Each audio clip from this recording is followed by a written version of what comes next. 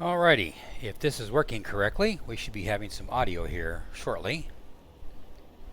I am slowly getting my act together here, so I apologize. Trying to get my act together here, but as you see, as you're looking at the uh, Turbo Otter by Medvis, or Melvis, I should say, not Medvis, Melvis. And what this airplane it's not the Twin Otter, it's just a single otter, and that's been around since way before I was born.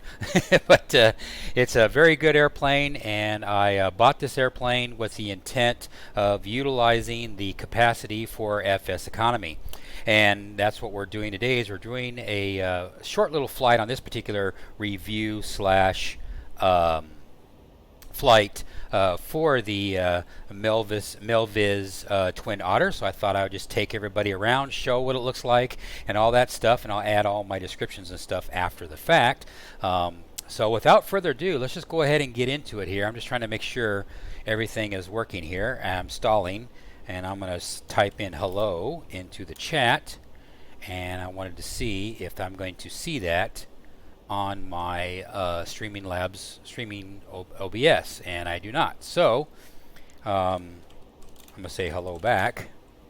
Oh no, it's strictly for it's Microsoft streaming service, so never mind. So forget that idea. So the chat thing is not working for YouTube, so that's fine.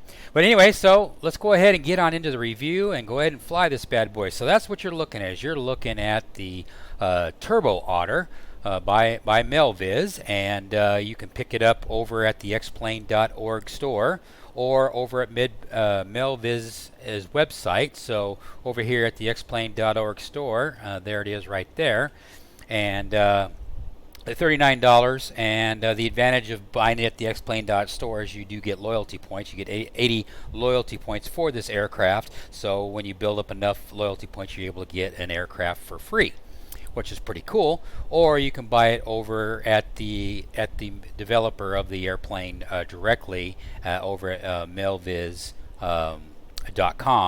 And it has a lot of effects to it. I have mainly the ones that really are eye-popping and get you is the effects with the water effects on the windshields. I have not experienced that yet because I haven't had any weather. The airplane's made is a collaboration of different developers coming together to make this one, and the airplane is a really good airplane, is the long and the short of it. You can get the paint kit that I use to paint the airplane, and here's the paint kit. You can download from the developer's website, and also a user's guide that I should have read that I didn't read, but it's available to you if you choose to do that sort of thing. So let me go ahead and get inside and walk around here a little bit, and we'll get started with this thing. So we're currently in the cold and dark state, and you can see all the covers and stuff are currently on, and basically you just simply mouse over it, click on them, and you can just take them right off, and you can see that the which I think is kind of cool. I don't have very much more than that. The only thing that I would see that I'd ask for Melviz to add would be some tie downs. Because you got tie down hooks right here. Oh, you can't see it because my mouse is not turned on. But right underneath the wing spar right there that goes into the fuselage, there is a wing hook there. And I don't know if I don't think they put a wing hook in the back where the tail is. But for tie down purposes, that would be kind of cool if they would do that. But that'd be about the only thing. On the exterior, everything is just fine. As you can see, I basically took a livery that was already made, because the way the paint kit is for this aircraft is got I think it's got 15 different panels. So like the front here, where the nose is one panel, and then the where the door is and part of the fuselage is another panel, and then you have the other side the same, like you take the airplane, split it right down the middle. You got one half on one side, one half on the other. When it's all said and done, they sliced it up to about, like I say, about 15 different tiles that you have to, or graphics that you have to work with. And so because of that, I don't know how to use a program that allow you to paint the whole thing at once. I don't even know if there's an a software out there that allow you to be able to take them all. I'm assuming there is, but I don't have access to it. I've been using GIMP, and so what you see right here is all what I did with GIMP, and so it does work. So that's why I took the existing Pacific Island Air and just modified it up and then put my own spin on it with decals and my tail number and everything else. And I think it turned out pretty good. I like it. I think it turned out really, really well. And like I said, this is a de Havilland Otter DHC3, and they did a really good job. They did just learning how to fly the airplane. And once you learn how to fly the airplane, it's actually a fun airplane to fly. I'm still ground looping it every now and then, and that sort of thing. So I'm still learning the airplane, and it's going to take a while for me to learn. I just got to, put my nose to the grindstone and just go for it. Because I bought this airplane with the intent for solo swings on FS economy. Is the reason why I bought the airplane. What I did is I did have the Premier One, and I went ahead and traded the Premier One in and downgraded. Some people say I downgraded, but for me, because of the passenger count, I upgraded in the context of the passenger count. I can carry 10 passengers, whereas the Premier One, I can only carry 7 passengers. Also in FS economy, there's a lot of times I was running into with my personal experience where I was actually the Premier One, I was having too many short flights that just didn't justify being able to take advantage of the Premier One's altitude, which is anywhere between 28,000 feet to 40,000 feet or ish or so. Is where a jet really shines in performance versus economy. You get that economy and performance at really, really high altitudes, and with the short flights that FS economy gives you, going 100 miles, going 200 miles, going 50 miles, yada yada yada. You're just better off just having a slower airplane, but then have a slower airplane that has a high passenger count. Another thing that I've noticed with FS economy also as well is that you don't, if you have like 10 or 12 passengers or assignments, I should say, let me clarify that, assignments, if you have a high count of assignments, you don't really take a penalty hit as much as you used to. Back in the old days, anything above 5 assignments, you would take a penalty hit. You get a diminishing returns component into your revenue generating, and it wasn't worth it to go over 5 assignments. Now they've kind of tweaked it up a little bit. I guess enough people complained or whatever the scenario was, where now, yes, you still take a diminishing returns hit, but not near as much, where if you have 7, 8, as much as 10 or 20 or whatever assignments, it doesn't really hurt you all that much because the amount of money you still gain. Depending on how long the flight is, obviously. If you're only going 20 miles, then of course the diminishing return is going to be higher than if you're going 300 miles. So it's just the law of averages and how things work out. So I've been running into situations where the diminishing returns penalty hasn't been really hitting me that much, so that's why I downgraded or upgraded, depending on how you look at it, to this airplane instead of the Premier One. So as you can see, as we're coming down here in the inside here, it's a really nice, Melviz did a great job in crafting the aircraft. It's really nice. All the doors, handles work as they're intended with no problems at all. Sometimes you gotta be a little rough to find the hit boxes and stuff, but all in all, you can, once you find the hit boxes, like this right here is kind of off in the middle of nowhere a little bit, but once you find it, it'll close the door for you. And of course now it's making me a liar here. Or you can go over here like this, and over here on this side, there you can close the door that way. But at any rate, so yeah, they do work. They do work. Or you can go over here like this. There you go. Close it like that. So anyway, it looks very nice. You got yourself a little hatchet right here, and you got yourself an emergency medical kit. The only thing I don't like about the interior right here that Milviz did not do is they did not create a lighting in the interior. So for night operations, you don't really have any lights in here. So if you populate these people with passengers, which you'll see here in just a second, I'll go ahead and open up the curtains here. Go up here and go up here at the top right here, and you can open and close the curtains here. See right here, we'll go ahead and get set up here with the passenger count. This particular flight that we're doing with FS Economy is only one photographer, so all I really need to do if I want to keep it real, go over here into the Milviz slide, and then I can put one person in. So I'm gonna have a person sitting right here next to me. Actually, that's me over here. There we go. And then have him sitting right here next to me, and then I'll just take this one photographer over to Santa Fe, New Mexico, where we're going.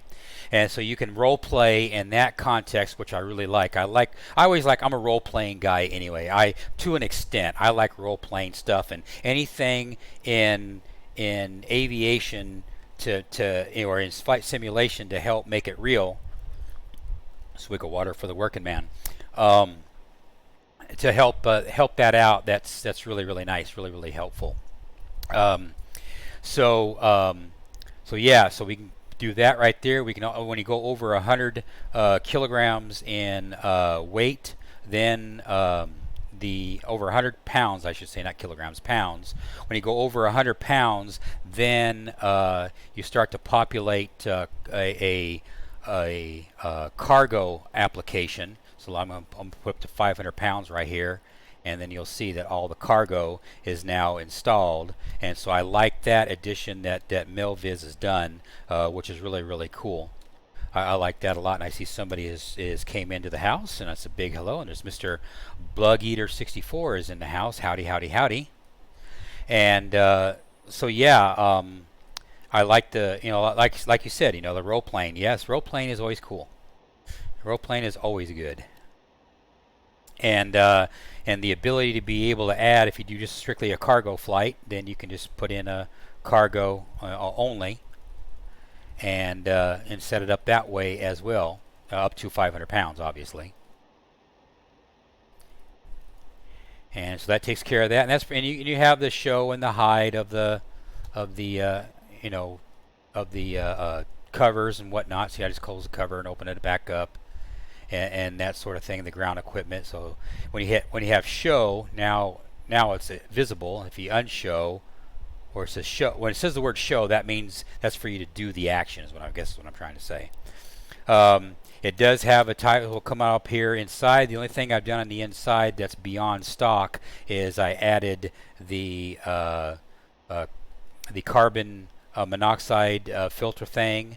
I put that over there, and then I put in my November 795 Delta Mike, and I put that in instead. And so I made that where it's, that way we can I know what the heck I'm at, and that sort of thing. All the normal stuff, and normal detailed, they've got the throttles and everything all detailed very well.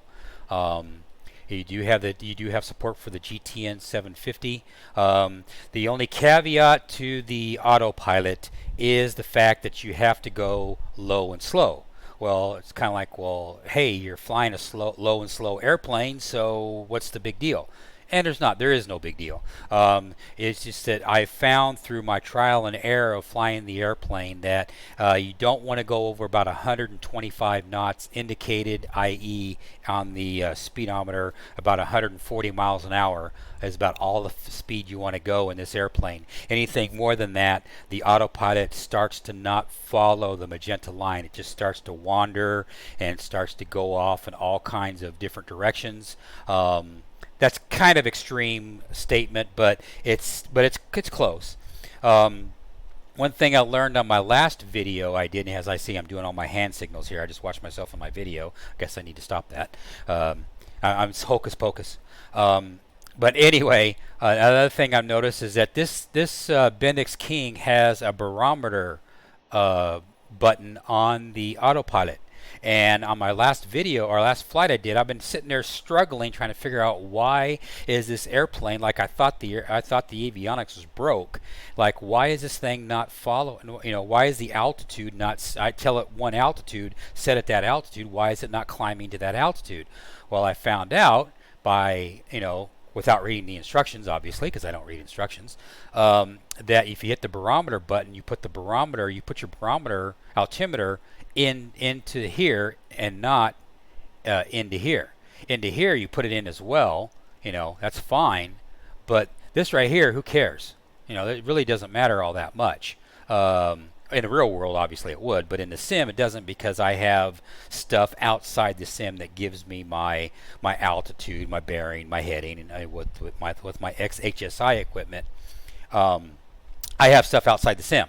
So what you do is you actually have to put in your altimeter setting that you get in here into the autopilot and into here, so you can have a visual representation of what your altitude is. So they both have to match. One does not reciprocate with the other. At least I haven't figured it out yet. Like, well, once we start it up, we'll see. But I haven't been able to see it, work that way. This thing has a lock, which I think is pretty cool. It doesn't lock when you're cold and dark like this. It doesn't automatically lock. It'd be kind of nice if the developer. Now I'm doing the nitpicking stuff now, because that's what I do. When you do these reviews of these airplanes, you nitpick everything, and it doesn't. The lock doesn't automatically. You know, when you do cold and dark, it doesn't automatically have it locked. So you have to lock it manually, which is not a big deal. Again, nitpicking stuff. Now, one thing I wish they would do, instead of actually removing the yoke like you do right here by hitting this spot, I wish they would make it so you'd have the knob turn right here, where you can actually rotate it and put it over to the other side and to the co-pilot side. By doing it that way, you can keep the yoke here in place, and then you'd be able to move it over there and then adjust your switches and stuff, and then just move it back. That would be convenient, but unfortunately they did not set it up that way. I've seen YouTube videos where they actually have a little knob that you just pull with your hand. You just pull it, and then you're able to easily move the yoke between the pilot and the co-pilot. That's one thing that MilViz needs to do with this airplane.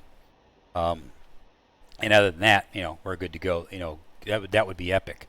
Everything else is pretty much, the fit and finish is really good. I need to go outside and do the fit and finish as well. So let me finish up in here, then we'll go outside and take a look at the outside. All the switches and knobs all work except for a couple switches here and there. They did do a double, because you got a nav switch right here that does not work, but then you've got a nav lights, and then you've got nav lights and strobes, which I thought was kind of interesting. And why they have a switch over here that's just nav, so I don't know what nav lights, so I don't know which one, you know, what that is for, unless it's something that has to do with when you're using, because this comes in 3 flavors. This comes in the the amphibious version, the float version, and then the standard wheel / ski version. So 4 versions, I guess you could say. And so maybe this switch comes into play on those different versions, I guess. So anyway, so let's go ahead and step outside and go ahead and look around, because Mr. BugEater64 did not get a chance to look at my pretty paint job that I did with this airplane. So here it is. Here's my pretty paint job that I've spent 6 hours of my time on, and I'm pretty proud of my paint job here. So let me go ahead and close this door here so we can actually get a view of what I did, because I'm proud of myself. If I can get the damn switch, there it goes. So there we go. So I'm proud of myself for the effort that I put into this airplane. I did, like I said, it took me a long time to get it all together and make it look pretty. And the airplane is a beast. It's slow, but it is a beast. Thank you, sir. I definitely appreciate the flowers. Definitely appreciate the flowers. Yes, I got a lot of time invested in trying to make this paint job work, even though it is, you know, I took some of it from an existing paint job. Like I said at the start of the video, this airplane is broken up into 15 different tiles to make up the entire fuselage, tail, you know, everything. I mean, it's because it's actually 7.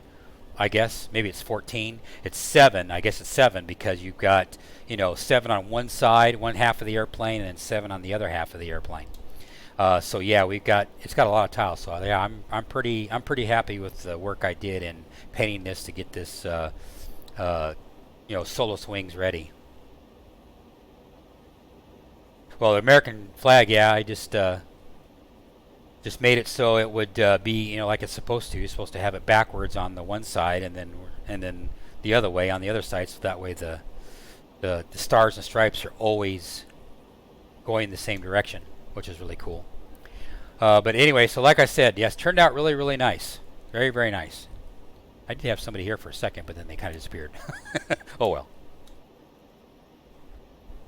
But anyway, did you get the latest update on the 310, on the Cessna 310? Yes, I did, Bug Eater. I did get the latest update on the Cessna 310.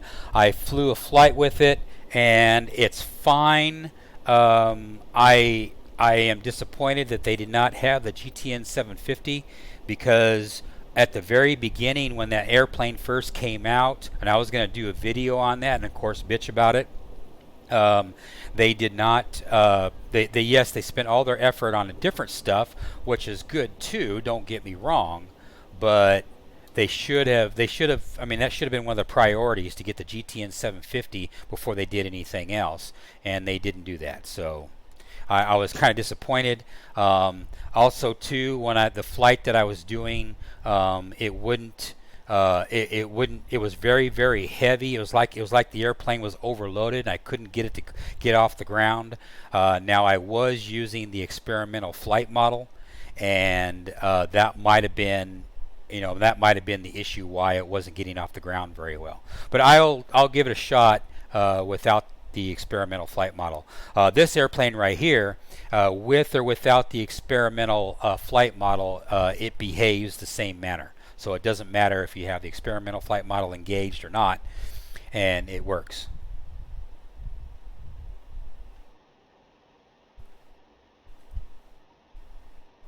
Yes, it does have a workable autopilot. I will give you that for sure. For sure. Well, anyway, so back to this. Okay, like I say, we're going to fly, do like a 25-mile flight or whatever. So with this airplane, so we only got one passenger, and this is our photographer that we're flying for FS Economy.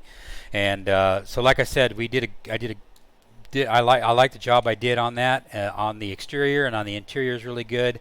And again, all I did is just added a couple of things to bring up the realism up a little bit, and that's basically it. Not much has changed.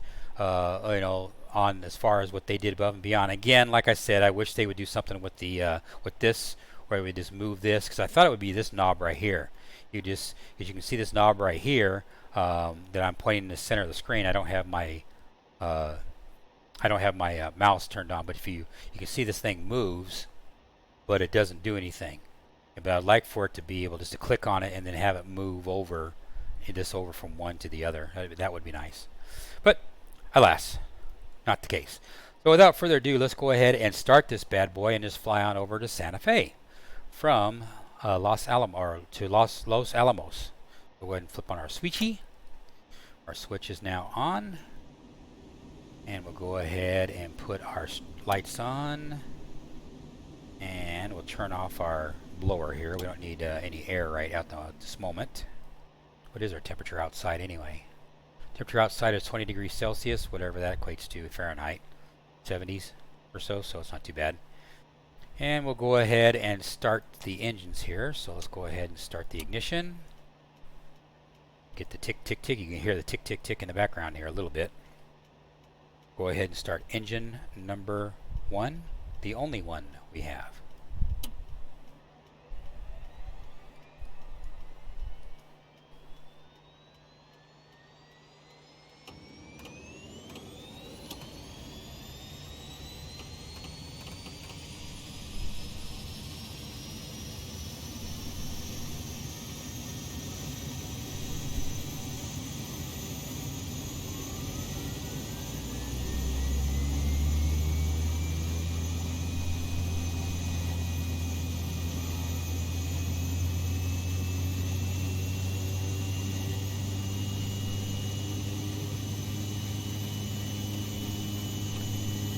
go ahead and turn everything else on.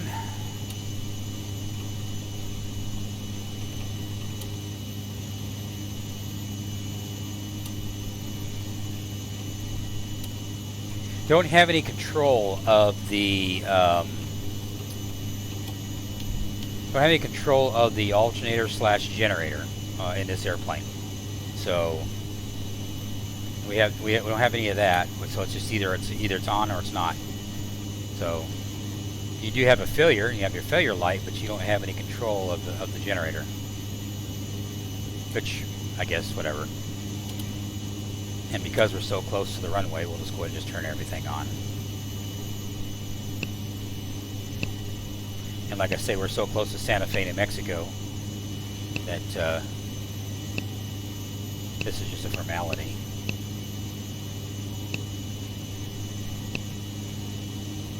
Not going very far. But all in all, this airplane is awesome. I really like it. It's just very, very slow. But that's, you know, that's the way it's supposed to be. Supposed to be very, very slow. So let's go ahead and get our altimeter setting. Los Alamos weather. Los Alamos. Wind 250 at 5. Visibility more than 10. Sky clear. Temperature 21. Dew point 7. Altimeter 3033. 3033. There. See, that's what I didn't learn before. I didn't know you had to put this in. Now let's see if it fixes it over here. Sky clear. 30. It might. Altimeter 3033. That's interesting. I'll go back to this. See if that moves. Let's go to 29902. Wind 250 and 5. Visibility Okay, there's 29902. Sky clear. No. Temperature 21. So no, you got to set it. Altimeter 3033. So no, you got to set it. Okay, so you got to set them both. Well, like I said, I've been fighting this, and of course, all I do is just read the instructions, and I wouldn't have been fighting it. But that's how I learned. 50 and 5. Visibility more than 10. Sky clear. Temperature 21. Dew point 7. Altimeter 3033. Okay, so we are weather 250, so that means we'll be taking off over that way. Los Alamos weather. Wind 250 at 5. And we can get rid of that. We don't need that anymore. And we'll put our pitch trim to neutral. And we can go ahead and take off. Go ahead and log in. 300. Yeah, we got plenty of fuel.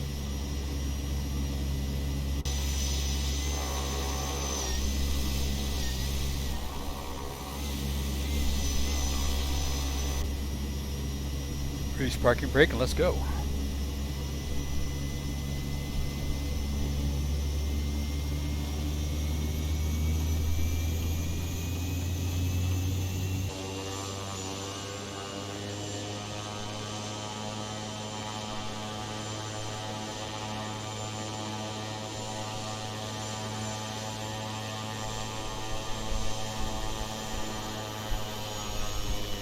The beta works in this no problem. What's really cool about this airplane that I don't have in my other airplanes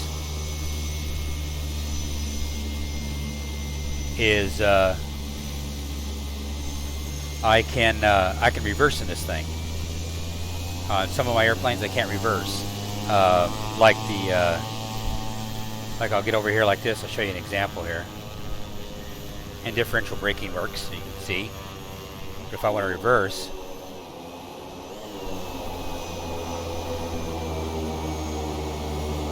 airplane reverse works, which I think is really, really cool. Whether it does it in the real airplane or not, I don't know, but I like the fact that this one works.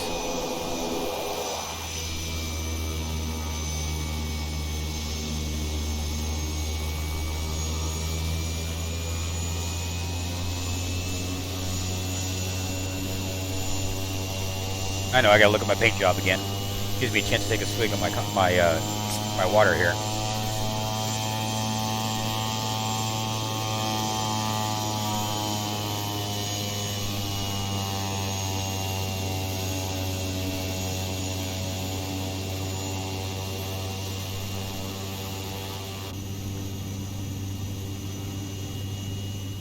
I think we have to backtrack. I don't think we have a taxiway on this one.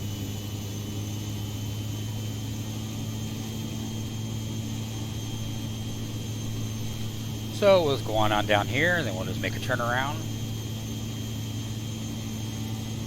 So it's kind of a mini review is what I just did. William just did a mini review of this airplane. Didn't go too. I have another video I did this morning detailing it a little bit more detail, but I thought, you know, it was just too long and there wasn't really much to say other than, you know, that it's an awesome airplane, and I also learned about the barometer thing, the barometer issue, and which made me look like an idiot because I didn't read the instructions. So that's why I decided I'm going to trash that when I just went live. So that way I just look like I know what I'm doing the whole time. But I'll still ground loop the airplane.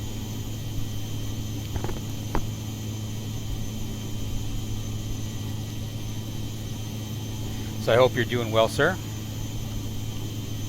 Doing fine. Just everybody's working, everybody's doing their own thing. Well, actually, my wife's working, my son's working, my daughter's home.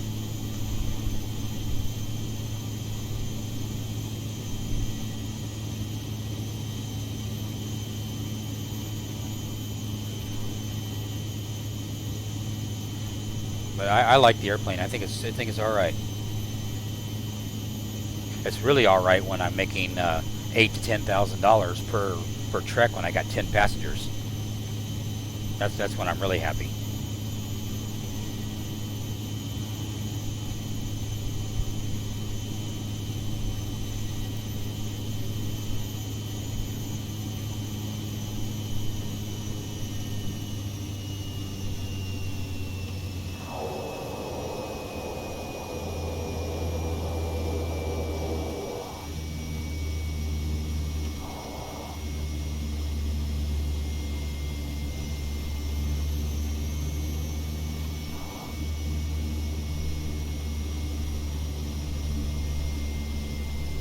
I need to have a button where I can just go like that.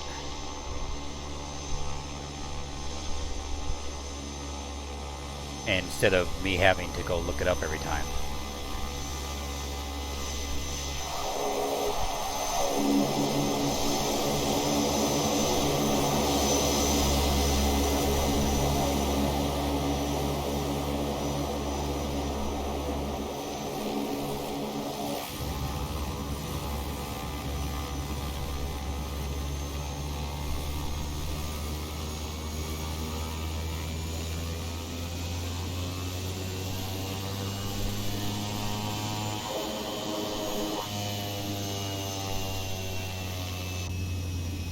Alrighty, let's just get out of here.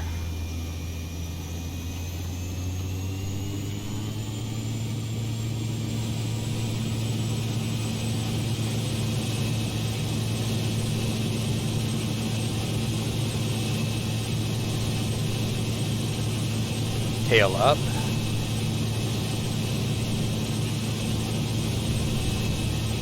And we are off the ground.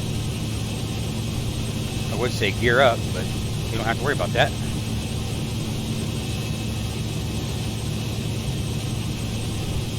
And I'll just trim it out and then we'll just go in there. Go right on over to Santa Fe.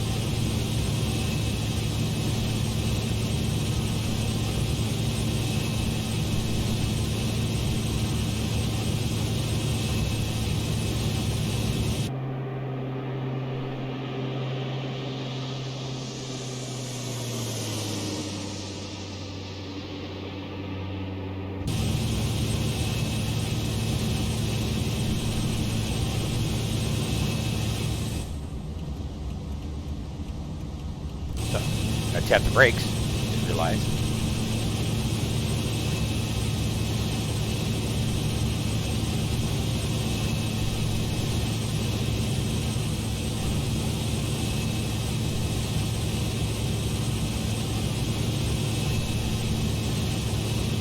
Santa Fe's over here.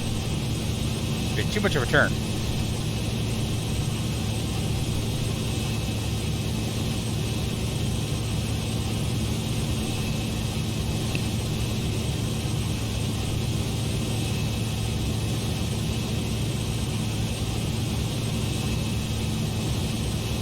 I'm also a little high too.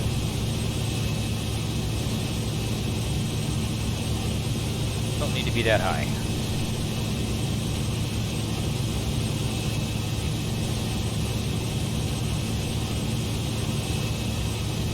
I just turned on the, it'll sync up. There it goes. Should sync up now.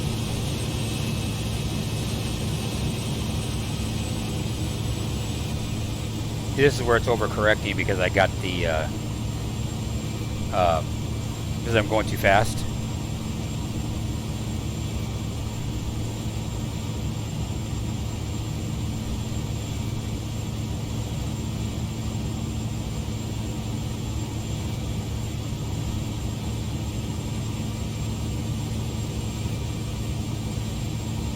Now it's going to try to correct.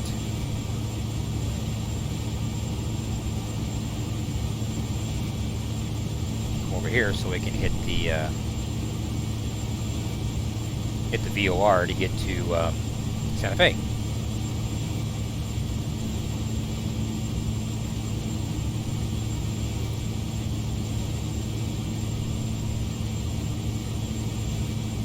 That was right. That was right the first time. Santa Fe, New Mexico is over that way.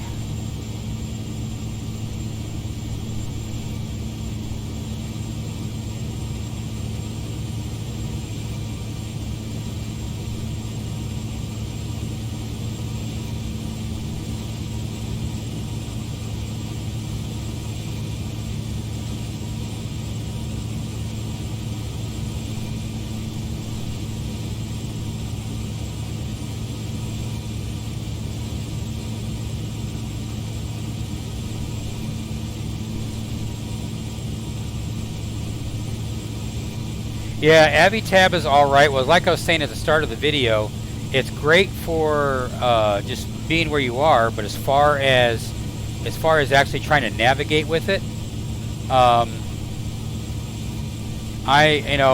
it's not really all that good, because the AviTab, my experience has been with this AviTab is that it only works with large destinational airports, like Las Vegas to Burbank, or Las Vegas to to wherever, and it doesn't want to work, and it only works for large airports. When you do a small airplane like KWJF it doesn't recognize KWJF at all. It's like it doesn't exist.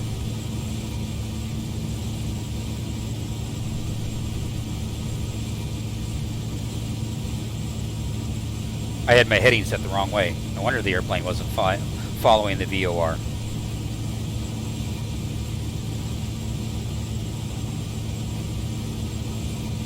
So I'm trying to tune it. But other than that, it's, as far as telling me where I'm at and stuff, which is good.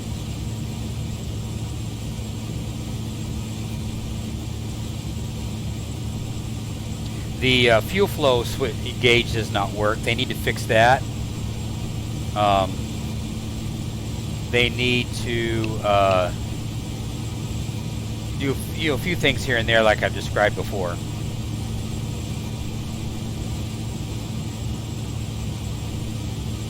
And I need to get this thing on a round so it'll pick up the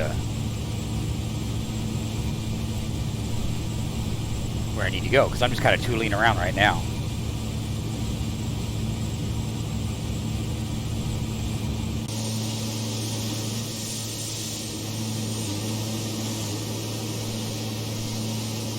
Very, very cool.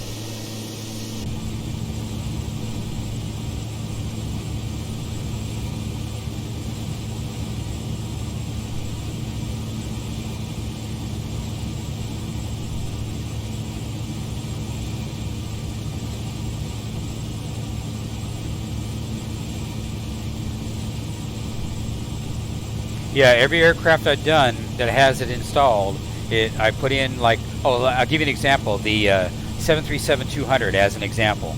I put in KWJF. It says you know, it's not found. It's like it doesn't exist, and even though it does, so I just given up on it.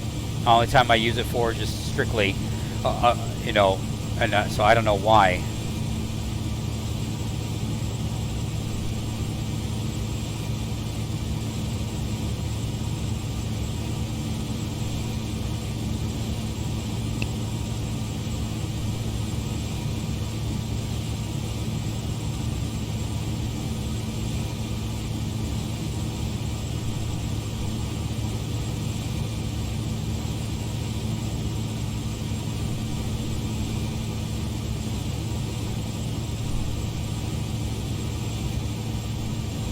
Back off on the speed here and let it just meander.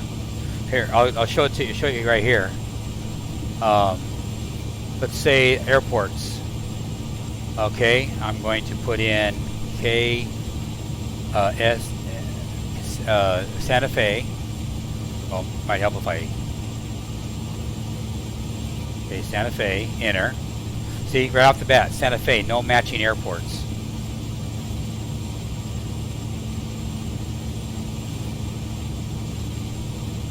Okay, there it goes. Okay, Santa Fe. Alright. So it gave me the information, which is good. But let's say that I want to actually route a flight. And then we'll put in KSAF. Enter. And arrival. We'll put in KWJF. Asshole. And now it works. Whatever. I don't know. In my 732 and my 737-200, it would not work because I tried to do it. So it just made me a liar. Right now, just made me a liar. Son of a bitch. Whatever. Have egg on my face. Damn computers.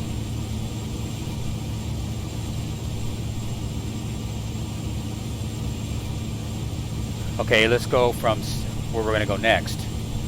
Well, first off, let me make sure we're not going to run into a mountain or anything. Okay, there's Santa Fe right there. Let's slowly getting there. Yeah. Makes me a liar. Fine, whatever.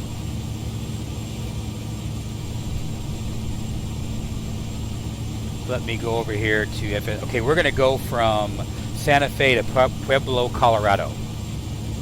So that's going to be our next trek after this. So I'm thinking it's clear now. Yeah, I think we're clear. So now we go at KSF Santa Fe, enter to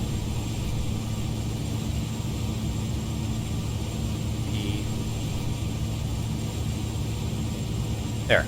Okay. So now I can enter that in there. So that accepted it. So I don't know. I just had drama in the past. So now it's just making me look like I'm stupid and I don't know what I'm doing. I give up. I can't win.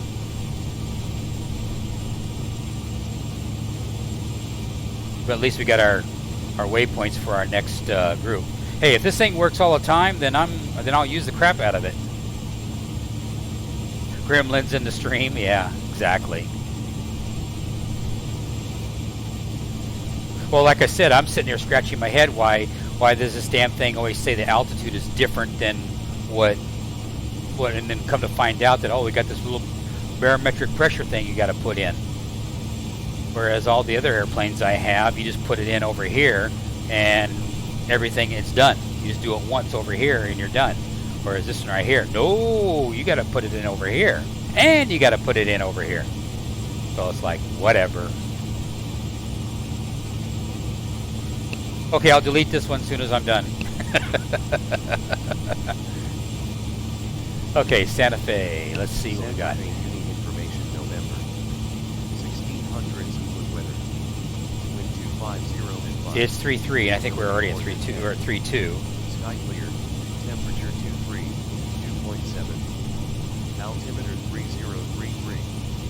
Arriving runways 2015. Departing runways 20.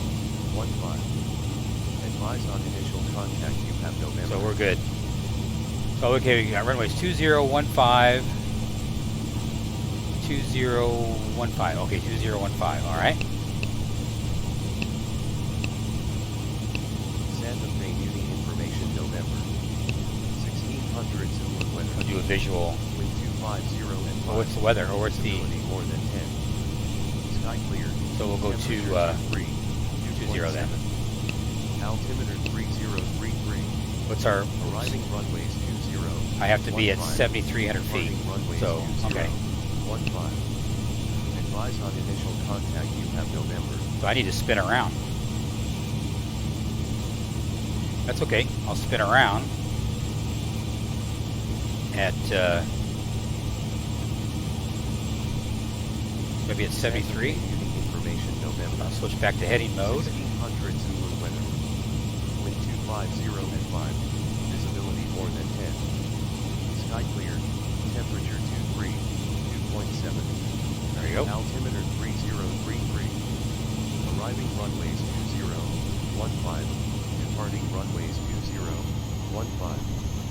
Advise on initial contact you have November.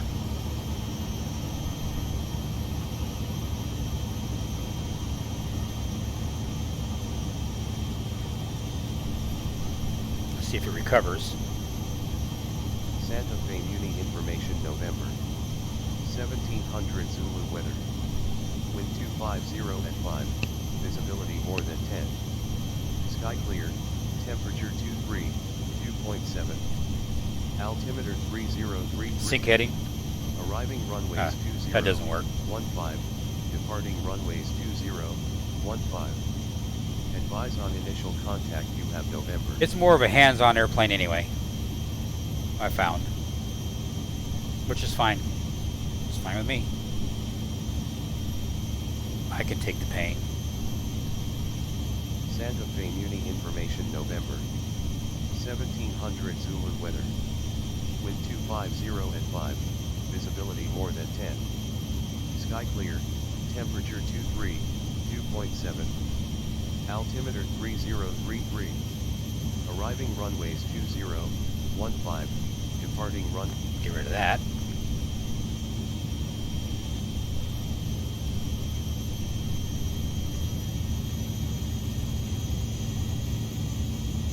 I just need to fly it a lot. I've only got 16 hours in it right now.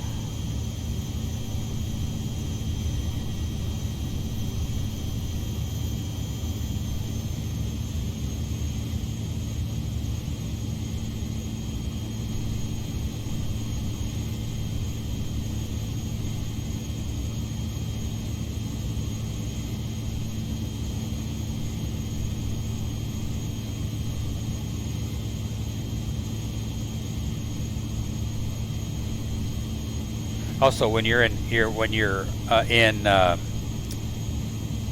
heading mode, you gotta spam the heading bug or the D key, sync it up. I've run into that.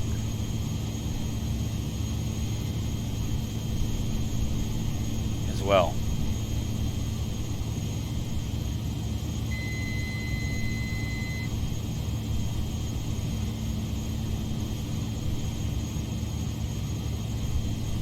It's my plane now.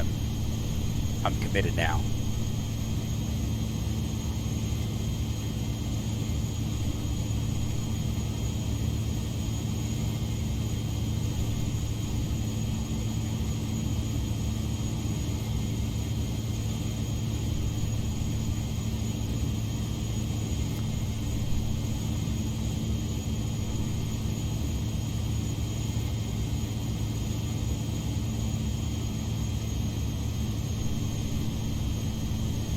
I think I ever turned off the lights. I think the lights are still on.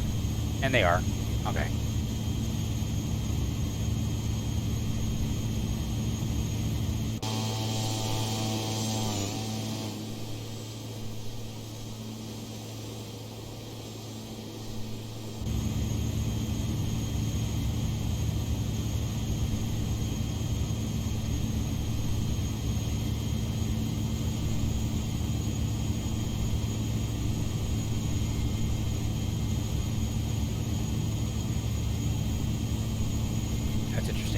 I'm set up over here, and the airport's way over there.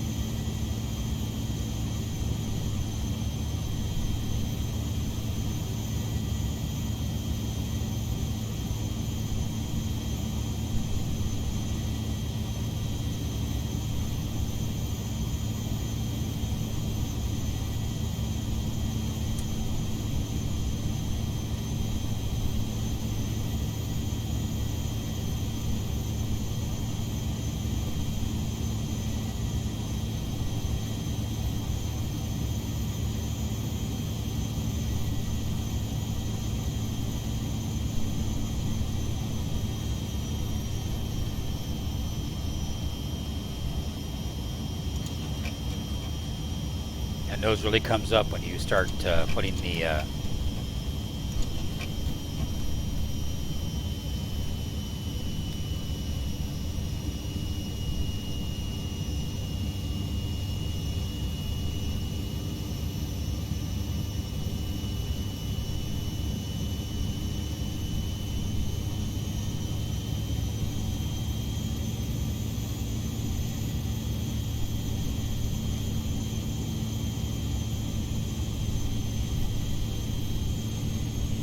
and you get some more speed.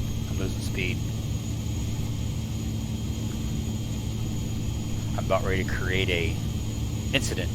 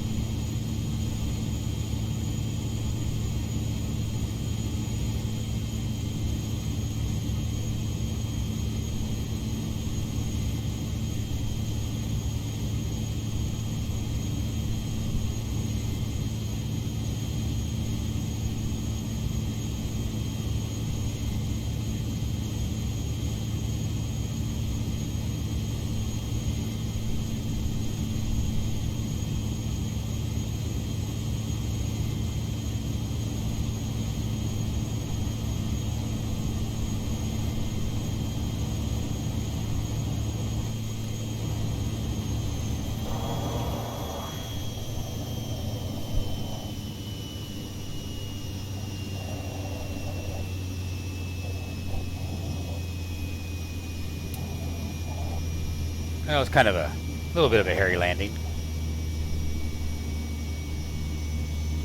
but I made it.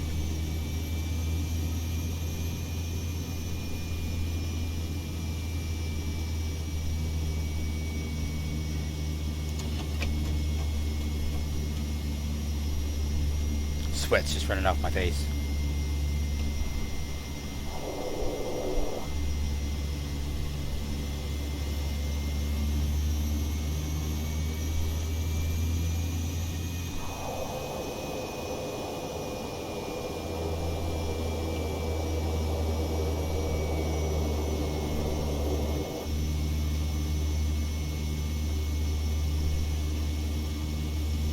Let's have a look. Let's have a look. See how bad that was. Let's see. We need to go to that. Let's go back just a little bit. Right there. That's a good spot. Over here to runway. Need to move myself where I'm not so close. And there's a taxiway right there.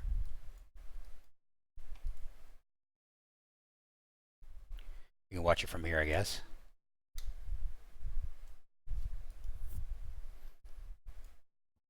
Just a hair long, yeah.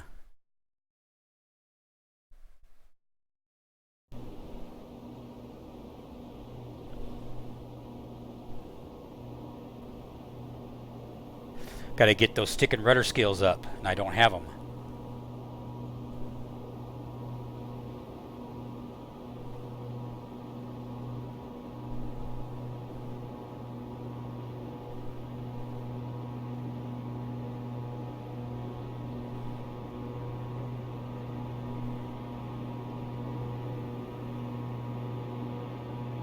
Looks like I'm going in slow motion, and it's full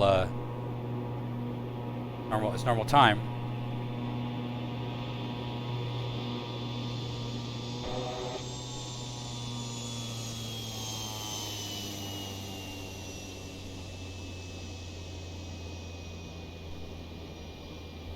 Has my brake.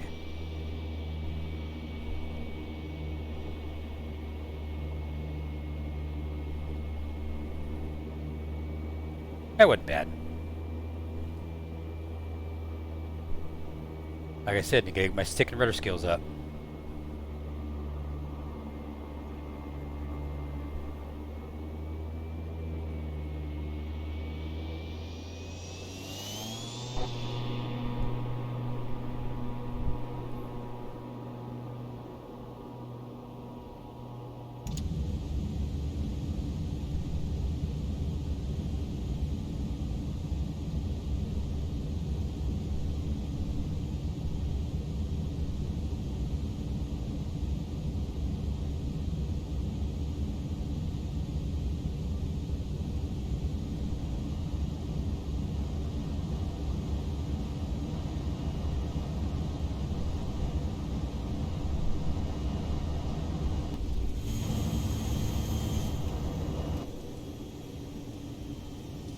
There we go.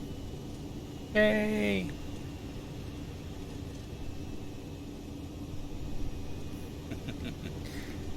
Whatever it takes.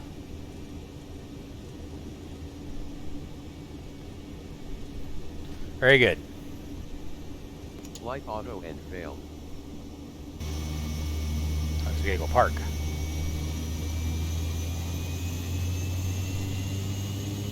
Flight auto and failed. Back live. Get collected our whole one photographer. This dude right here. And then the next flight's going to be 10 passengers. So, and that's all the way to Pueblo, Colorado. Which, does it say how long that is? Does Habitat tell me? Yeah, it is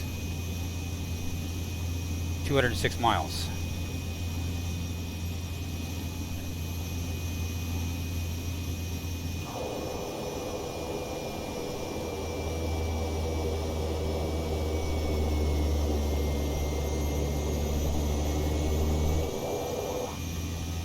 Flight auto and failed.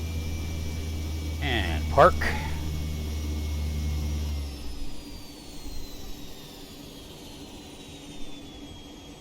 Flight auto and failed. And there we go. Mission accomplished.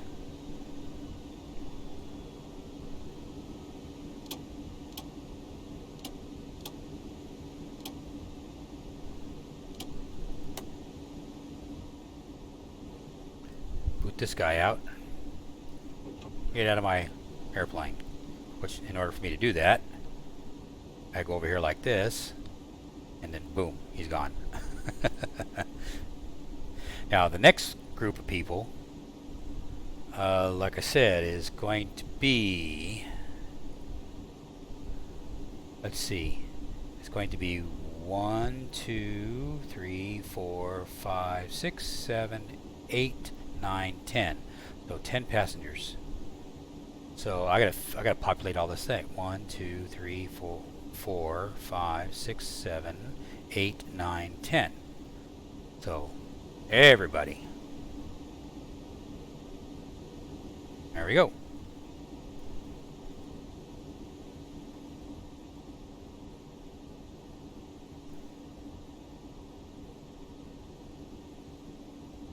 Come on. Close the door. There it goes. Door is closed, and then I'm ready for the next adventure. Very good. So mission accomplished. So I'm going to stop the stream, and then I'm going to finish the other flight, or do the other flight later. But I'm going to take a break right now, give myself something to take a swig of water and check around the house, make sure everybody's still alive, you know, things like that. So I will, and Bill, I'll see you on Discord here in a minute if you're available. So everybody that's watching the stream, definitely appreciate you guys watching the stream. Like, subscribe, and donate, and all other happy stuff that everybody says. And definitely, if you're interested in the Melviz, one, it's a nice airplane. Not a problem at all. I'm waiting for X-Plane version version 11.40, because once that happens, then we're going to have better water effects, and then I'll start doing flights on the water, landing off the water and stuff. But until then, I'm just kind of waiting for that, because that's when Austin said that he was definitely upgrading the water surface stuff and everything, so the airplane's not bobbing around all over the place. But that's available over there, or you can get it over here at the xplane.org store, and for $39 and that sort of thing. So anyway, guys, and there's my itinerary that I got to do. So anyway, you guys take care, and I'll catch you guys next time on another exciting X-Plane adventures. Talk to you guys later. Bye.